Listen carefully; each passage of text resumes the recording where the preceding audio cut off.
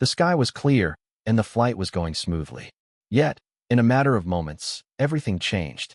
A mechanical failure or sudden storm sent the plane into an uncontrollable descent. A normal flight was now a life-or-death race against time. What happens next will determine if the pilot survives. Meet the pilot, a seasoned professional with years of experience.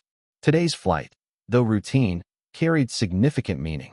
Whether he was flying to reconnect with a loved one or to prove himself on a major mission, his journey held personal stakes. His calm demeanor and steady hands have always kept him in control, but today, everything would change. The weather was perfect at the start, the skies clear and the winds calm. The plane hummed along smoothly, giving no indication that something would go wrong. For the pilot, this was just another day in the cockpit. He had done this 1,000 times before. However, beneath the surface of this calm flight, something was brewing. A sudden jolt, an unexpected sound, and before he could process what was happening, the plane started to shake violently. Something was seriously wrong. Panic crept in, but the pilot's training kicked in. He attempted to regain control, but the aircraft had other plans. The engine sputtered, and his instruments flickered out. With no clear direction, the only option was to try and make an emergency landing. In a matter of seconds, everything shifted. What was once a simple flight had become a desperate fight for survival. The pilot knew one thing for sure. The moment of truth was fast approaching. Would he make it out alive? The calm of the flight had quickly turned into chaos. The pilot's heart raced as he frantically checked the cockpit instruments, trying to assess the extent of the damage. The plane's engine sputtered and coughed as though it were fighting to stay alive. The rhythmic hum of the aircraft had vanished, replaced by the deafening roar of failing machinery. A sharp, unfamiliar grinding sound filled the cabin, sending chills down his spine. His mind raced. Was it the engine? Fuel? Something worse? The pilot attempted to adjust the throttle, but nothing responded. He glanced at the horizon. There was no clear landing strip in sight. His options were rapidly narrowing. Panic gripped him for a fleeting moment, but he shoved it aside. This was what he was trained for. He needed to focus. The radio crackled to life, a weak signal from air traffic control. Mayday, Mayday, this is Flight 213. We are experiencing mechanical failure. Requesting emergency landing assistance. His voice was steady, though his thoughts were anything but. The response was static, distant, almost as if the world around him had become muffled. There was no time to wait for help. He was on his own now. The flight path was no longer in his control, the plane veering sharply to one side. Desperation seeped into his movements as he desperately tried to correct the course, but the damage was too great. With no other choice, he scanned the ground below, looking for a potential landing spot. Trees, rocks, and rugged terrain dominated the landscape. His heart hammered in his chest as the realization hit him. He would have to land in the forest. A tight knot formed in his stomach. This was no ordinary emergency landing. This was a race against the clock, a fight against nature itself. The descent began. The pilot pulled the plane into a steep dive, keeping it as level as possible. Trees rushed up from below, their massive trunks a blur of green and brown. Sweat dripped from his brow as he steeled himself for impact. There was no turning back now. Brace for impact, he muttered to himself, gripping the controls tighter. His body tensed, eyes fixed ahead, and in that moment, time seemed to slow. This would be the most crucial landing of his life. The calm, peaceful flight quickly descended into utter chaos. What had been a smooth and predictable journey only moments ago now felt like a distant memory.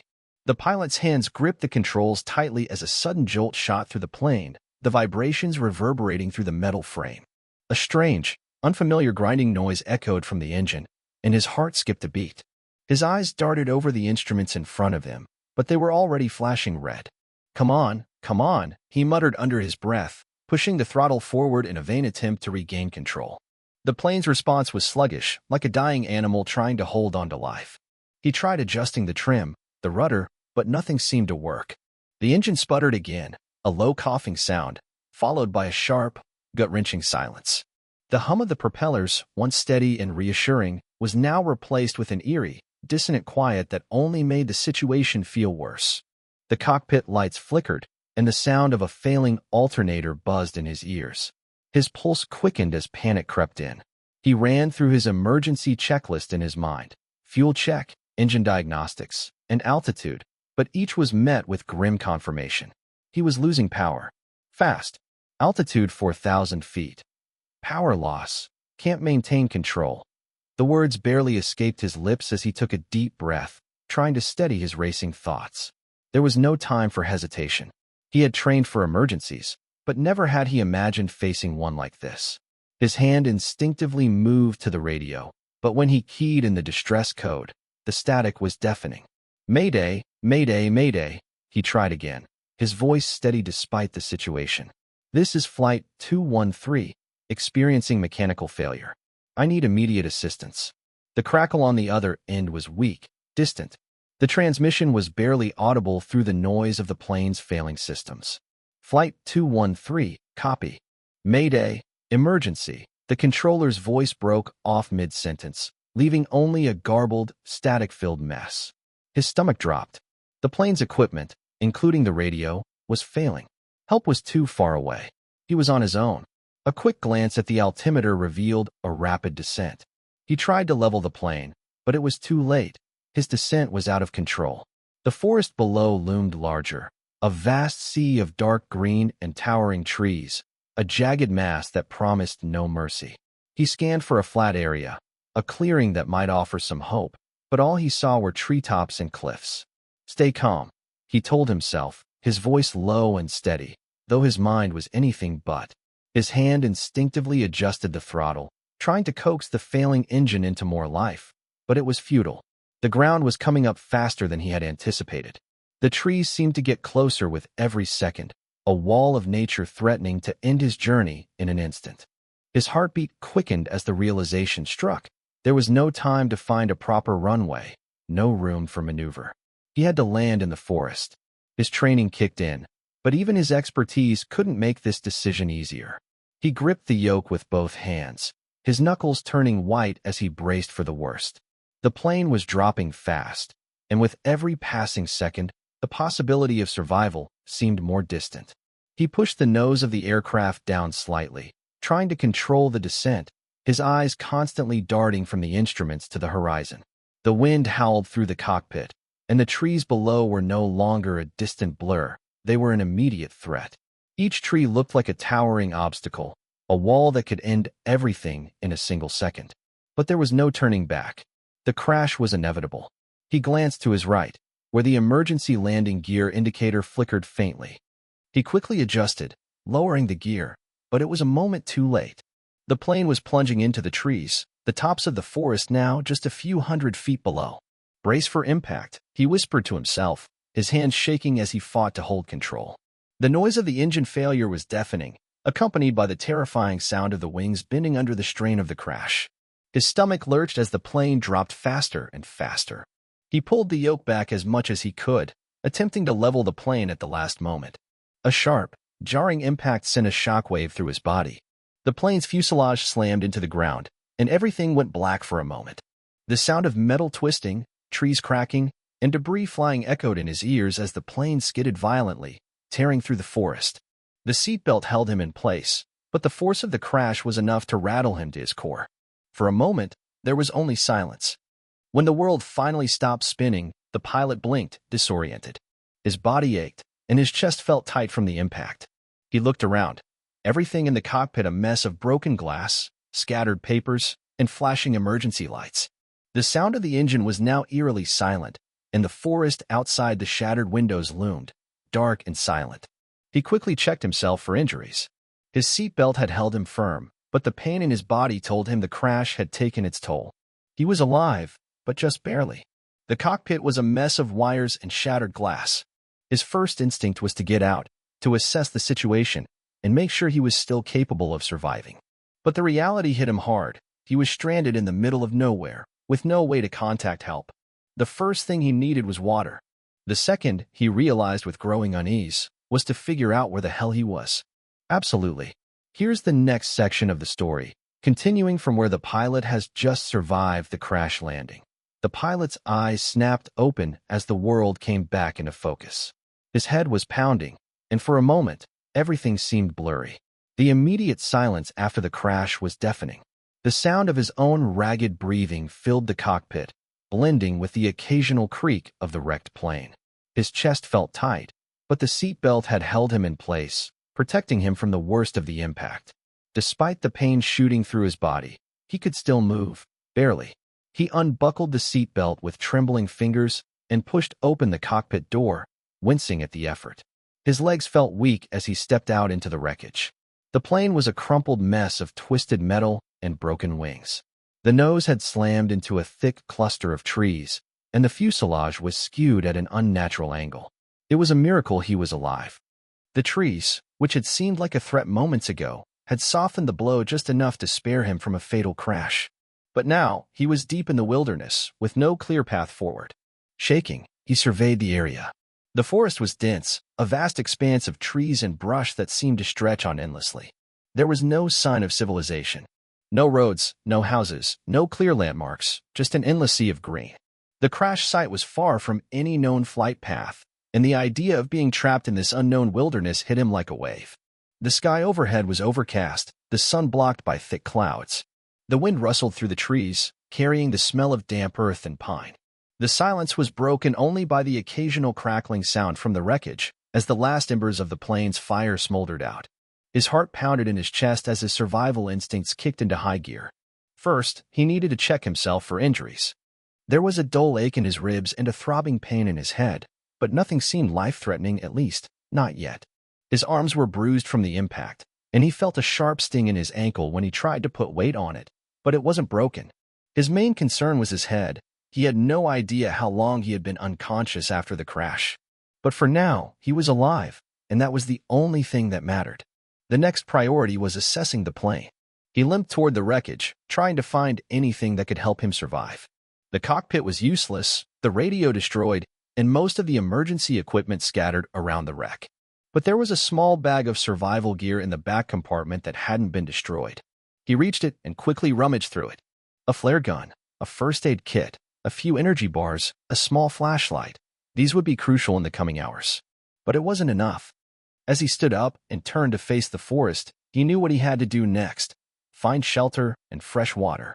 The crash had taken more out of him than he was willing to admit, and the shock was beginning to wear off. The air was cold, and nightfall was fast approaching. If he didn't act quickly, the wilderness could claim him just as easily as the crash had. A sudden realization gripped him. He had no idea how to get out of this forest. He could attempt to walk out, but the dense trees and thick brush would only make it more difficult. He could try to stay near the wreckage and wait for help, but he had no way of knowing how long it would take for anyone to find him. If anyone found him at all.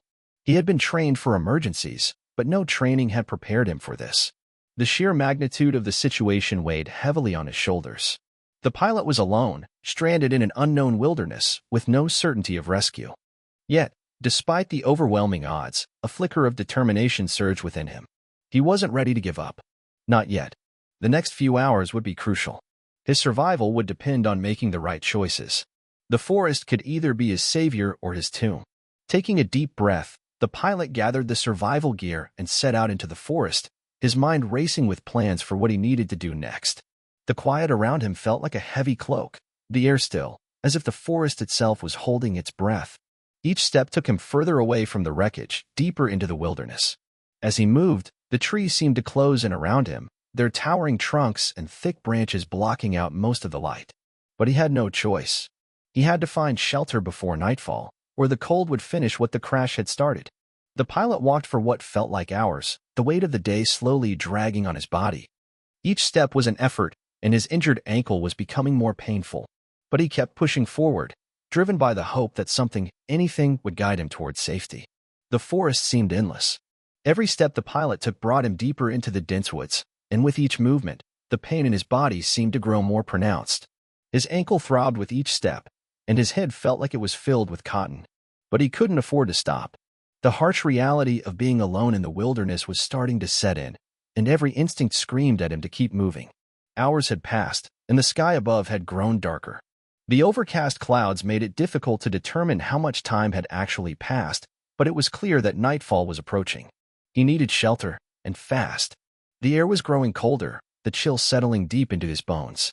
He wrapped his jacket tighter around his body, but it did little to stop the creeping cold. His stomach growled, but there was no time to stop and rest. Finding shelter had to be his first priority. He glanced around, trying to pick out any signs of a place to hunker down for the night. The forest, though beautiful in its solitude, was unforgiving in its vastness. There were no signs of other human life, no faint sounds of civilization, only the sounds of leaves rustling and the occasional bird call. He had no idea which direction to go, but he kept walking, hoping to stumble upon anything that might help. As the trees grew thicker and the underbrush denser, he began to notice a faint smell in the air. It was subtle at first, like something earthy mixed with a faint trace of smoke. His curiosity piqued. The air was damp, and his breath came out in small clouds of mist as he moved forward. The smell led him deeper into the forest, and soon enough, he spotted something unusual through the trees, a patch of cleared ground, and what looked like an abandoned campsite. His heart skipped a beat. Could it be? Someone else had been here? He approached cautiously, his senses alert. The campsite was small but well-maintained, not a place that had been left to rot or decay. There was a worn-out tent, a campfire pit, and a few scattered belongings, as if someone had just packed up and left. The air around it was still, unnervingly quiet. No signs of life. The pilot's heart raced as he took a few steps closer. He checked the ground for footprints, but the forest floor was littered with fallen leaves and pine needles. There was nothing that stood out. He knelt by the fire pit and examined it. The ashes were cold, meaning the campfire had been extinguished some time ago. Still, it didn't make sense. If someone had been here recently, where were they now? His eyes scanned the rest of the campsite. A tarp was rolled up neatly beside the tent, and there was an old metal box that looked like it had been used for cooking. But it was the small wooden box on the ground that caught his attention. It was old, scratched, and worn, as if it had been handled many times. The pilot crouched down and slowly opened the box.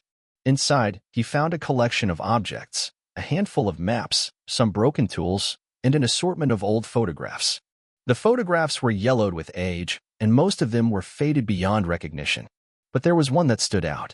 It was a photo of a man, maybe in his late 30s, standing beside an old-fashioned airplane that looked remarkably similar to his own. The man was smiling, a broad grin on his face as he stood in front of a small forest clearing. The background was a familiar stretch of dense forest, the same type that surrounded him now. The photo raised more questions than answers. Who was this man? Had he been here before? And what was the connection between this campsite and the pilot himself? The pilot's mind raced, and he quickly stuffed the photo into his jacket pocket. The clues seemed too coincidental, too connected to be ignored. Could this be some sort of sign? Was there someone else who had been stranded here? Or worse, had something happened to them? Shaking off the unease, he decided to look around the campsite more thoroughly. There had to be more to this place than met the eye. And perhaps, just perhaps, there was something here that could help him survive the night. He could not afford to waste any more time. After a quick but thorough search, the pilot came across a weathered journal hidden beneath a pile of clothes inside the tent. He opened it carefully, not sure what to expect, but what he found inside made his stomach twist. The journal was filled with entries, many of which were dated years ago. Some of the writing was legible, others barely decipherable due to the wear and tear of time. The most recent entry read, "I know they are out there. The forest hides its secrets, but I cannot leave without knowing the truth." A chill ran down the pilot's spine. The truth? What truth? He flipped back a few pages, finding another cryptic entry. "The shadows move when you aren't looking. Do not trust the forest after dark." What had this man encountered here? What had driven him to leave these cryptic messages? The pilot felt a surge of unease as the forest around him seemed to grow darker, the shadows between the trees lengthening with the setting sun. Whatever had happened here was not just a survival story. It was something much deeper. The pilot closed the journal slowly, his fingers trembling. He was no longer just trying to survive the night. He had stumbled onto something much bigger. The forest, it seemed, had more secrets than he could have ever imagined. And he was now part of its mystery. The pilot sat still, his mind racing as the last rays of sunlight slipped away, leaving the forest in a growing darkness. The campsite, once just a place of temporary refuge, now felt ominous, as though it had a life of its own, hiding secrets it was unwilling to reveal. The journal lay in his lap, the eerie entries lingering in his mind.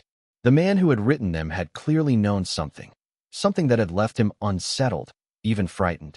And now, here he was, stranded in the same forest. He couldn't shake the feeling that he was not alone, despite the emptiness of the camp. The forest had a quiet, oppressive weight to it that made his skin crawl.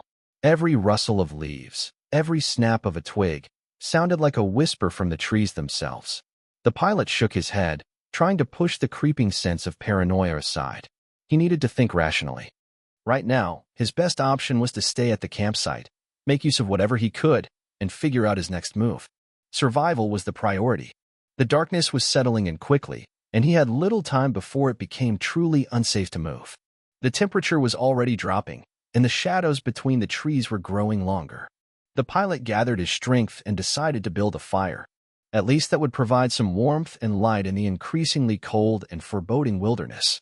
The process was slow, but he eventually managed to get the fire started, the orange glow illuminating the campsite. It was then that he noticed something he had missed earlier. Near the edge of the clearing, partially obscured by the undergrowth, was a faint trail. It was barely visible, but something about it seemed deliberate. Someone had cleared it, not too long ago. The marks were too neat to be natural. This trail had been made by human hands. His heart skipped a beat. Could it be? Was someone else still out here?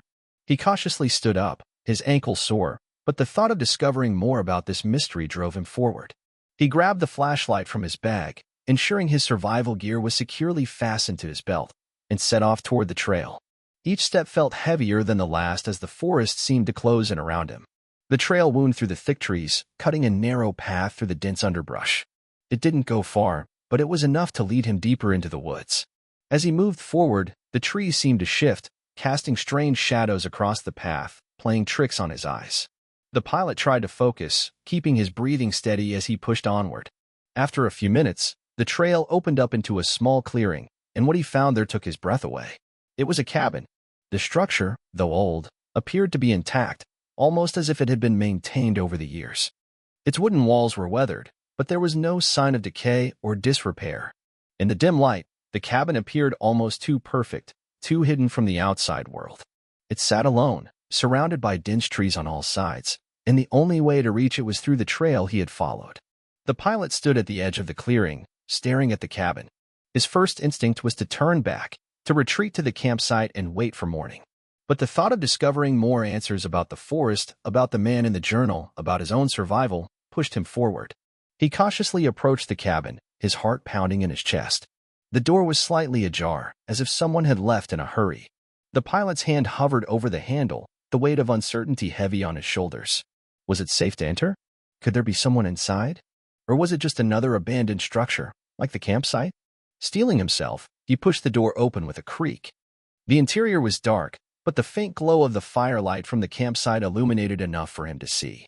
Dust had settled on the furniture, and cobwebs stretched across the corners of the room. It looked as though no one had been here for quite some time, but the careful arrangement of items, a rickety old chair by the window, a small table covered with maps and journals, suggested that someone had once lived here, or at least used it regularly. As he stepped further inside, his flashlight beam landed on a small, worn leather bag lying on the floor next to the table. He moved toward it cautiously, bending down to examine it.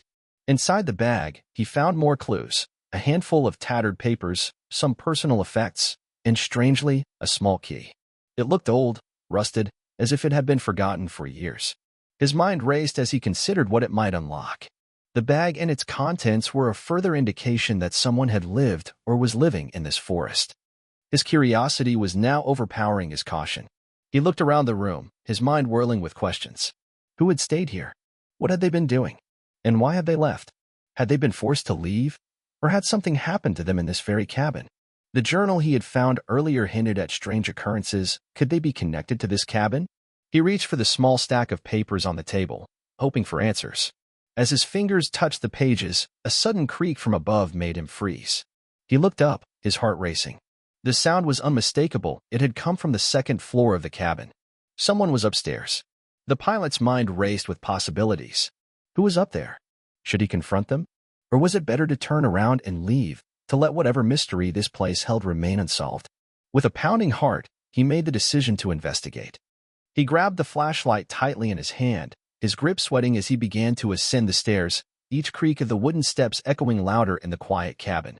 The pilot's footsteps were quiet, but they seemed unnaturally loud in the eerie silence of the cabin. His flashlight swept across the walls, revealing nothing more than the dim outlines of old furniture and faded photographs. Each step he took on the creaky wooden staircase felt heavier than the last, the air growing thicker with anticipation. He reached the top of the stairs, his heart racing, every nerve in his body on edge. The second floor was nothing like the first. Where the downstairs had seemed abandoned, the upper floor felt alive. There were no cobwebs here, no dust. The furniture was minimal but neatly arranged. A small bed covered in worn sheets, a wooden nightstand with a candle that had long since melted, and a small desk littered with papers and books. The most striking thing, however, was the large trunk sitting in the corner of the room. It was made of dark wood, bound with leather straps, and sealed with a heavy lock. His eyes lingered on it for a moment before moving to the desk. Something about the trunk seemed to call to him, but he knew better than to dive straight into what could be a dangerous discovery. His instincts told him to start with the smaller things, whatever had been left behind on the desk. He walked over to the desk and picked up the nearest journal, its leather cover worn from years of use. Flipping it open, he quickly scanned the first few pages. The handwriting was neat, almost elegant. At first glance, it seemed like a simple travel log. But as his eyes moved down the pages, something caught his attention. The entries became more cryptic, more unsettling. The forest calls to me. There is something in these trees, something ancient. I can feel its eyes on me. The longer I stay, the more I understand. But I am afraid to learn the truth. The pilot froze, the hair on the back of his neck standing up. This wasn't just a journal of survival. It was the journal of someone who had been here, just like him. Whoever had written this had experienced the same fear, the same unease.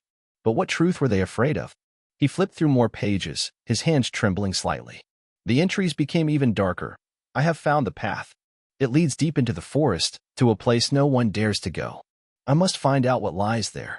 The pilot's pulse quickened. A path? A hidden route in the forest? His mind raced back to the trail he had discovered earlier. Could this be the same path? Was there something further in the woods, something this person had found and ventured toward? Another entry followed. The shadows move in the dark. I no longer feel alone. I hear whispers in the night. The last entry was dated just a few days before the pilot's arrival. He could hardly breathe as he read it. They are coming for me. I cannot stay any longer. I must leave, but the forest will not let me. It is too late. The journal dropped from the pilot's hands, falling to the floor with a soft thud. He stood frozen, the weight of the words sinking in. Whoever had lived here had been terrified. They had known something that the forest was hiding. But what was it? And why had they left so abruptly? His thoughts were interrupted by the faintest creak from behind him. He turned quickly, his heart in his throat. For a brief moment, his flashlight illuminated the trunk in the corner. The heavy lock. The sense that something had been sealed away, something that was never meant to be found. He slowly approached the trunk, the unease in his stomach growing. The key he had found earlier, the one in the bag at the campsite, suddenly felt heavier in his pocket. Could it fit? The possibility felt almost too unreal. But there was no harm in trying. With shaky hands, he pulled the key out and moved toward the lock. It clicked into place with a satisfying turn. He exhaled a shaky breath as he lifted the lid. Inside, the trunk was filled with old maps, various personal items, and strangely, a bundle of thick, yellowed papers. As he dug deeper into the trunk, he found something that took him completely by surprise.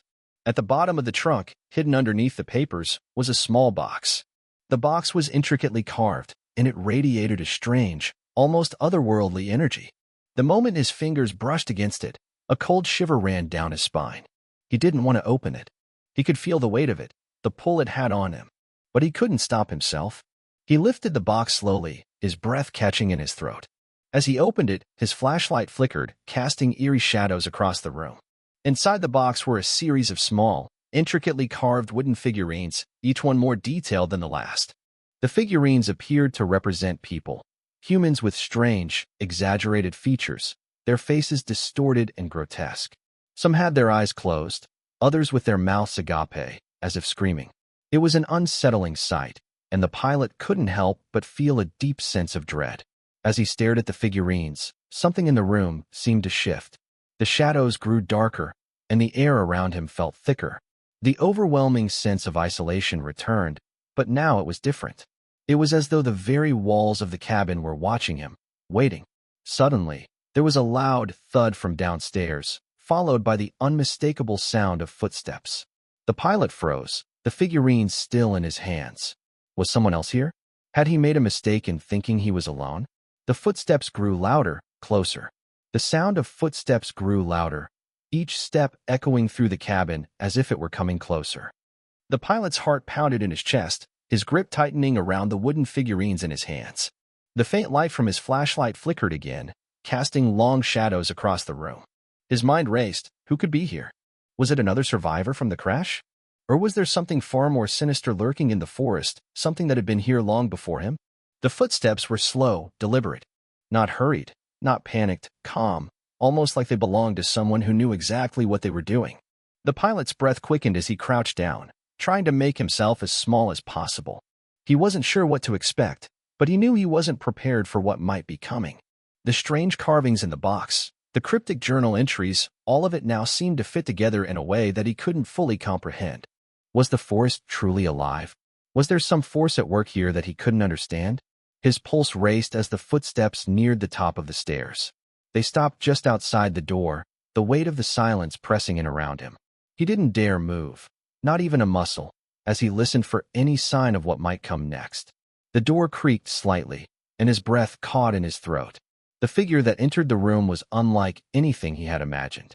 At first glance, it appeared human, but as the figure stepped into the light, the pilot could see the details that made his blood run cold. The figure was pale, almost ghostly, with long, disheveled hair that hung in wild tangles. Its clothes were ragged, a tattered, dirt-stained coat barely hanging from its thin frame. But it wasn't just the appearance of the figure that chilled him to the bone, it was the eyes. Hollow, dark eyes, wide and unblinking, fixed directly on the pilot. The figure said nothing, its gaze unblinking as it stared at him, unflinching. The pilot could barely breathe, every instinct screaming at him to run, but his legs felt like lead. His throat tightened, and the figurines in his hands felt heavier, as if they were urging him to understand something, to connect the dots. This was no ordinary person. The forest had changed them. The journal, the symbols, the whispers, it all began to make sense. This was what the journal had warned of. This was the truth that had been hidden in the forest for so long. The figure slowly stepped forward, its movement unnervingly smooth, gliding toward the pilot with no haste, no fear. The pilot wanted to speak, to ask who or what it was, but no words would come. It was as though his voice had been stolen by the oppressive silence surrounding him. As the figure drew nearer, the flashlight in the pilot's hand flickered one last time and then went out. Darkness swallowed the room, leaving him in total blackness with the strange figure just inches from him. He could hear the figure breathing now, slow and steady, like the forest itself was exhaling. Suddenly, the figure raised a hand. The pilot flinched instinctively, ready to react, but the figure did not move to strike. Instead, it reached into its tattered coat and pulled out something small, a tiny, weathered key. It held the key up between them, the dim moonlight from the small window casting an eerie glow on the figure's face. The pilot's breath caught in his throat. The key was identical to the one he had found earlier. His mind raced as he tried to piece together the significance of the key, the figurines, the journal, and the figure standing before him. Was this person trapped here? Was this some kind of twisted cycle that had claimed others before him? The figure took another step closer, holding the key out toward him. Without a word, it placed the key in his hand, the cold metal pressing against his skin, sending a wave of dread through him. The figure stood motionless, watching him with those dark, unblinking eyes. Then, just as suddenly as it had appeared, it turned and began to retreat, vanishing into the shadows, leaving the pilot alone once again. His heart pounded in his chest as he stood there, frozen, clutching the key in his hand. The room was still, the air thick with the remnants of whatever strange encounter had just occurred. He didn't know what to do next. The silence around him was deafening, and every instinct screamed at him to leave, to run far from the forest, from the cabin, from whatever it was he had just witnessed. But something kept him rooted to the spot. The key, the journal, the figurines. They were all connected, but to what? The figure had shown him something, had given him something, but he was still left with so many unanswered questions. Was it a warning? A sign? Or something even darker? The pilot stumbled back to the desk, his mind in a whirl, and placed the key down next to the journal. His fingers shook as he flipped through the pages, his eyes searching for any clue that would explain what had just happened.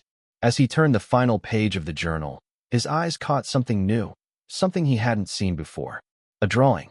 It was crudely sketched, but the message was unmistakable. The figure from the cabin. The same hollow eyes. The same haunting face. Beneath the drawing, in a shaky, almost desperate hand, were the words, "The key opens the door. Do not open it. The forest will claim you." His blood ran cold as the realization struck him. He had just been given the key to a door that he was not meant to open. But it was too late. The forest had already claimed him. And now, there was no turning back. The key lay heavy in the pilot's palm, the cold metal now seeming to burn against his skin. The words in the journal flashed in his mind. Do not open it. The forest will claim you. The message was clear, but the temptation to understand what lay beyond the door was just as powerful. What door? What was this place? Who, or what, had left this key for him? The figure in the cabin had been unlike anything he had ever seen before. The hollow eyes, the ghostly figure, the strange calmness. It all felt like something out of a nightmare. Yet there it stood, real and terrifying. Every instinct screamed at him to leave, to run far away from the cabin and the key. But deep inside, the pull to uncover the truth, to understand the forces at play in this forest, had taken root in his soul. For a moment, he simply stood there in the dim light of the cabin, staring at the key, as if waiting for it to give him an answer.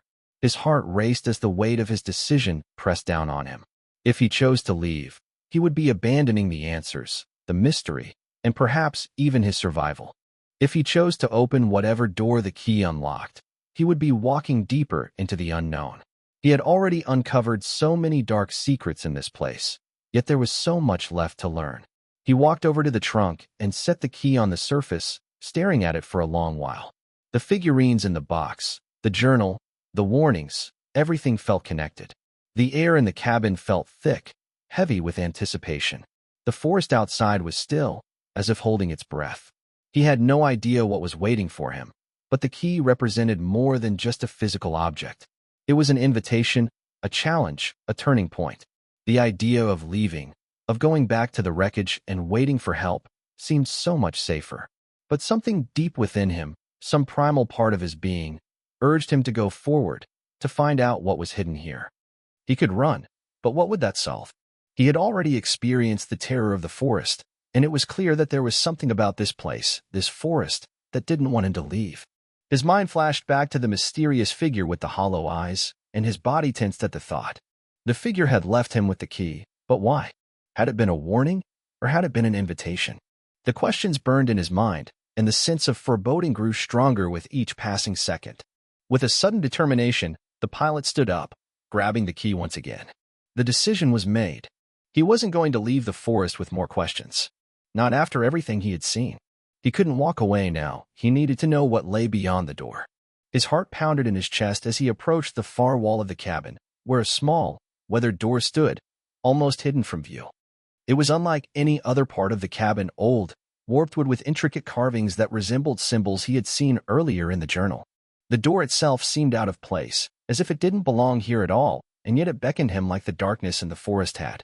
The pilot's hand shook slightly as he placed the key into the lock. It turned easily, as though the door had been waiting for him to find it. With a deep breath, he pushed open the door. A musty, stale air rushed out from the other side, and the pilot's flashlight beam flickered wildly as he peered into the space beyond. The room was small, almost claustrophobic, with stone walls that looked ancient. The floor was covered in dust, and in the far corner of the room, something gleamed faintly in the light. The pilot stepped into the room, his flashlight sweeping across the space. There, in the corner, was a pedestal, a stone structure that seemed oddly out of place. It stood tall and solitary, the faintest hint of something golden resting on top. The light caught it, and the pilot's heart skipped a beat. It was an object of great significance, intricately carved with strange symbols that mirrored the ones he had seen in the journal. He walked toward it, each step echoing in the quiet room. The golden object was a small statue. No, it was more than that. The walls seemed to close in on him, the symbols on the walls pulsating faintly with a strange energy. Something was wrong. He could feel it in his bones.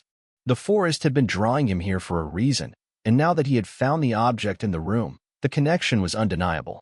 Whatever had happened to the previous occupants of this forest, whatever had claimed them, it was now claiming him, too. The feeling of being trapped, of something dark watching him, was overwhelming. His mind screamed to run, to turn around and leave the room before it was too late. But it was already too late. As his fingers brushed against the cold surface of the statue, a low rumble reverberated through the walls. Suddenly, the ground beneath him began to tremble. The door slammed shut behind him with a deafening bang, and the symbols on the walls glowed faintly, as if awakening from a deep slumber. The pilot's pulse quickened, and he turned, searching for a way out, but the door was locked fast. Whatever he had just unleashed in this forest was now closing in on him. The pilot was no longer in control. The forest had claimed him. The moment the pilot touched the statue, the room seemed to come alive. A low hum filled the air, and the ground shook violently. Panic surged through him as the walls began to glow, pulsating with an unnatural energy. He turned toward the door, but it slammed shut with an ear-splitting bang. His heart raced as he searched for another way out. But the room had become a prison. The symbols on the walls were no longer just carvings. They were moving, shifting, as if alive. The very air around him felt thick, oppressive, as if something ancient was awakening in the darkness. The pilot backed away from the pedestal, realizing too late that whatever he had triggered was not just a relic of the past. It was a force far more powerful than he could comprehend. Desperation clawed at him. He sprinted toward the window, trying to break it open, but the glass wouldn't budge. The tremors intensified, and a deep, guttural sound echoed from below. Something was coming, something that had been waiting for him. He turned back to the pedestal, his mind racing. There had to be a way to stop this, a way to undo what he had just unleashed. The journal's warning echoed in his head. The forest will claim you. With a final glance toward the ominous figure on the pedestal, the pilot knew there was no escaping what he had awakened. The forest had already begun to take hold. His only choice now was to survive long enough to understand what it wanted, and whether he could escape its grasp. The tremors in the cabin grew more intense, vibrating through the very foundation of the building. The pilot's breath came in ragged gasps as he staggered toward the door, but no matter how hard he pulled, it refused to budge. Panic surged through him, but his mind stayed sharp. He could hear something moving just beneath the floorboards, a deep growl like the earth itself was awakening. The forest wasn't just watching him anymore. It was coming for him. With no other choice, he turned back to the pedestal, his flashlight flickering one last time. The golden figure stared at him, its grotesque features now seeming even more alive. Its eyes, those hollow, unblinking eyes, were now fixated on him, as if judging his every move. He knew the answer was in the figure, in the mystery of the forest that had drawn him here. But was it too late to understand? Suddenly, the glow from the walls brightened. The air became thick with the stench of decay, and the sound of whispering voices filled his ears, all around him, yet no one was there. The symbols on the walls seemed to pulse faster, closing in on him. Something ancient and dark was rising, and it wasn't going to let him leave. In a moment of clarity, the pilot realized the forest would never let him go. He had crossed into something beyond his understanding, a place where the living and the dead intertwined, a place where the forest hunger could never be sated. The key had been a lure. The door had been a trap. The last thing he saw before the world went black was the figure, those eyes, watching him with cold judgment. He had found the truth, but at a price. The forest had claimed him, just as it had claimed those before him. And now, it would claim him forever. Days turned into weeks, and the forest remained silent, untouched by the outside world. The cabin, once a place of mystery and terror, stood abandoned, its doors swinging open and closed in the wind as if still waiting for the pilot's return. But there would be no return. Over time, the forest reclaimed its secrets. The path to the cabin, once visible and distinct, became overgrown, swallowed by the relentless growth of the trees. The journal the pilot had discovered, along with the cryptic carvings, were forgotten, buried beneath layers of moss and earth. The figurines, the key, the pedestal, everything that had once drawn him deeper into the forest, was lost to the passage of time. The pilot, whose name was once written in flight logs, became nothing more than a whisper in the trees, a fading memory that the forest would eventually forget. What he had uncovered, what he had unleashed, remained sealed within the forest, waiting for the next soul to stumble upon its dark embrace. The forest, ancient and unforgiving, had claimed him. His story was now one of many, a tale lost to the wind. And somewhere deep within the heart of the wilderness, the forest still waits.